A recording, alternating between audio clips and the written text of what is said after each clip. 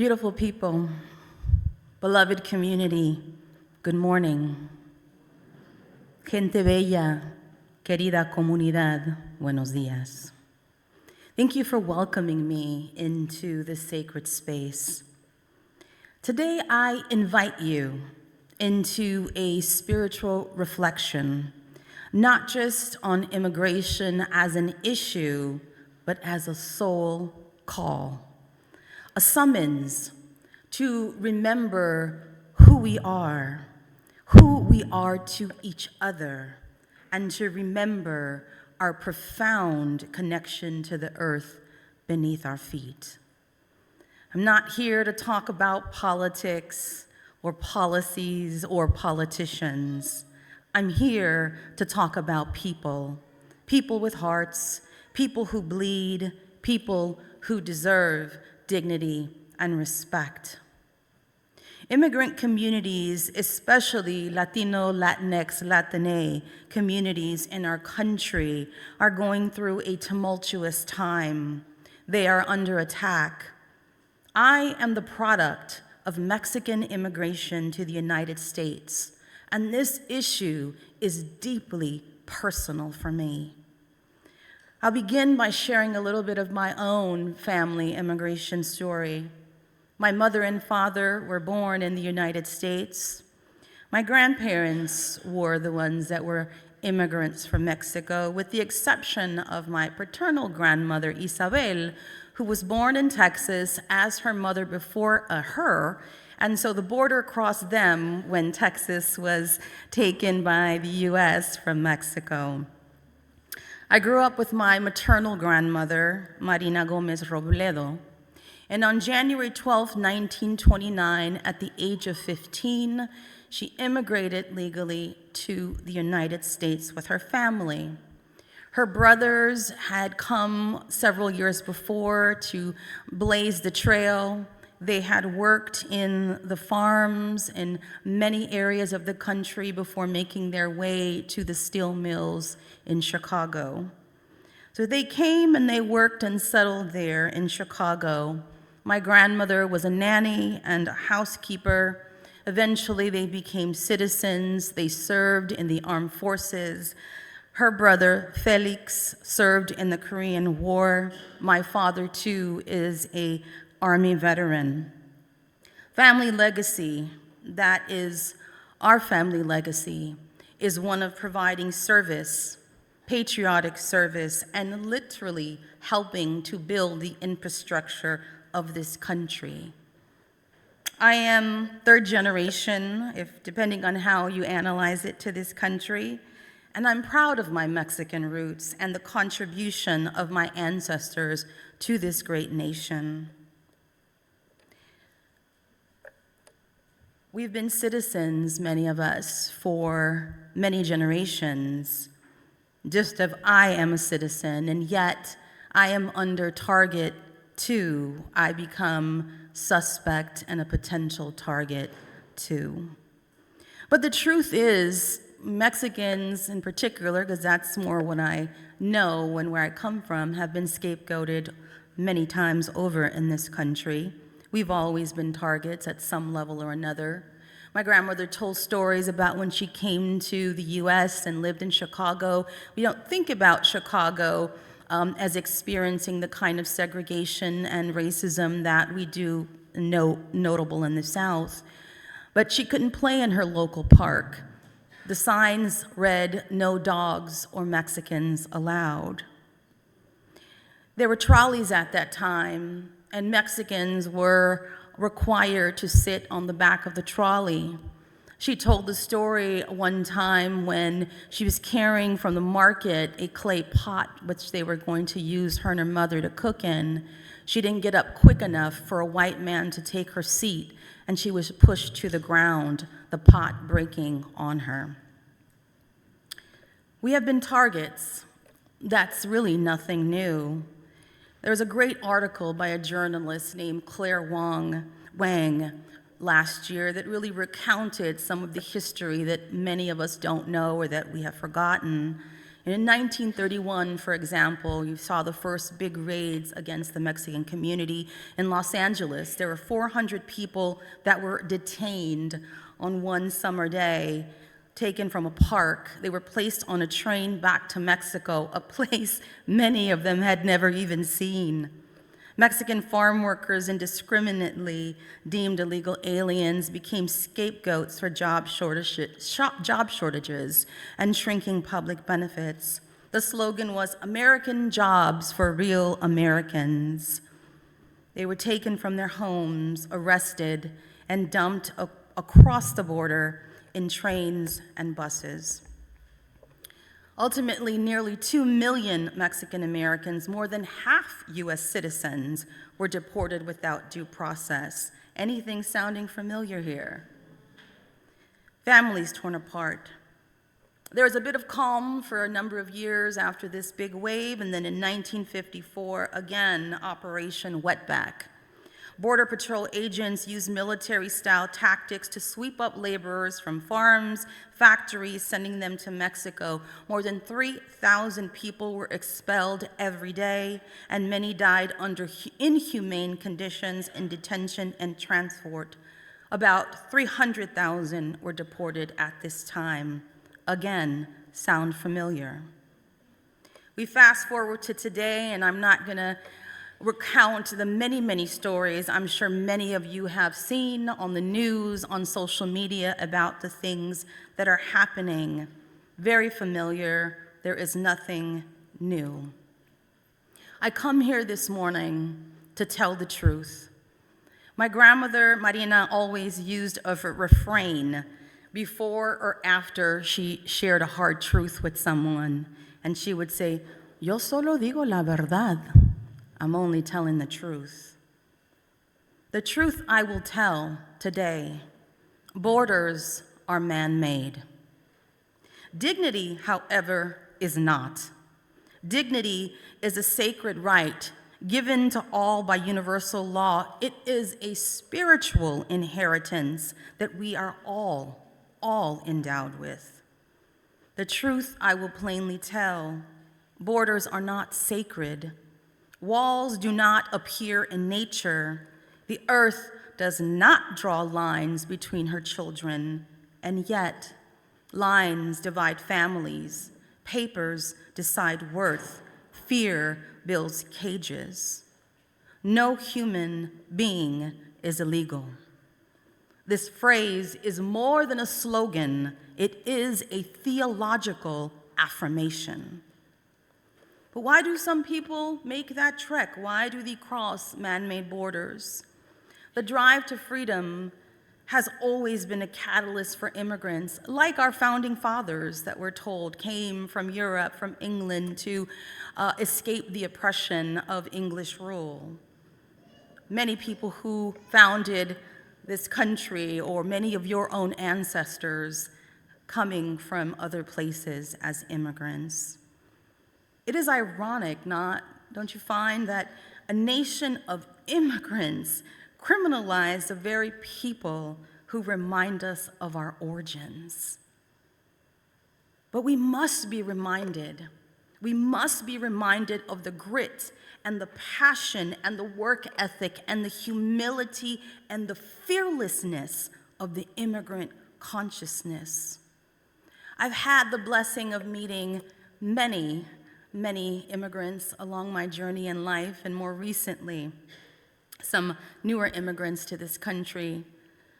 A year ago, I was coming home on a plane, and I sat next to a young gentleman, probably in his mid-20s, that we struck up a conversation. And he ended up sharing with me through this 2-hour journey on the plane his story. He had just been released from an INS detention center. He was blessed enough to have family here in Nashville that were going to receive him while he was going through his process to receive amnesty here in the country. He was from Venezuela. He shared with me how he, over months on his journey, traveled through not 1, not 2, but 8 countries. He traveled by any means necessary, he began his trek through the mountains of Venezuela and Colombia. He told me the stories of people that laid on the mountaintops that could no longer make the journey, that were just there waiting for their fated death, just greeting people along the way and cheering them. They could not make the journey, but they wanted them to survive. He told me of a gentleman that had broken his leg and could no longer walk, but he saw the joy in the man's eyes as he walked, and from that he was fueled. In Mexico, he rode the train that so many jump on. Maybe you've seen the train that immigrants jump on. And he showed me videos and pictures of his entire journey. It made it come to life and be real. But the most important thing he told me was that his journey was motivated by his young son, that he wanted to be able to create a life and an economic situation for his son to have a better life. Many of the stories are the same. I've talked to people who work with undocumented minors, parents sending off their young child with only the clothes on their back to trek through the treacherous desert, getting to the United States, feet bloodied and heavy hearts. Can you, as parents and grandparents, imagine doing that? I can't. Or the story of a friend who applied for amnesty here in the United States after being targeted for being a lesbian, who was tortured and raped in her country, coming here wanting to find a new life. These are stories of oppression and pain and injustice, but they are also stories of life, liberty, and the pursuit of happiness. And more than that, they are stories of immense love. Love will always be stronger than fear and the unknown. Love is a strong driving force to succeed against insurmountable odds. We are all ultimately migrants of the spirit. Migration is not a crime. It is a human right, a sacred movement that has existed since the beginning of time.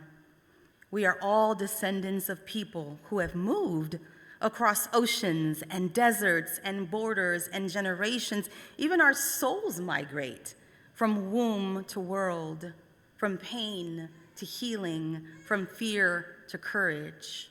The question isn't whether we come from somewhere else, it is how we carry the journey forward. In the Hebrew Bible, in Exodus chapter 22, verse 21, we hear, "You shall not oppress the stranger, for you were strangers in the land of Egypt." This is not a political suggestion. This is a spiritual directive. Today we remember and we pledge to honor and protect. So many things going on, and the question many ask, what do we do now, beloveds? Well, we pray, we act, we organize, we disrupt the systems that separate, and we remember our liberation is bound up together. As a Talmud, the central text of rabbinic Judaism and the primary source of Jewish religion, law, and Jewish theology says, "Do not be daunted by the enormity of the world's grief. Do justly now, love mercy now, walk humbly now. You're not obligated to complete the work, but neither are you free to abandon it." Our faith calls us into the radical, uncomfortable work of love. So what does this spiritual service of love look like in the age of massive, militarized, abusive abduction and deportation of immigrants?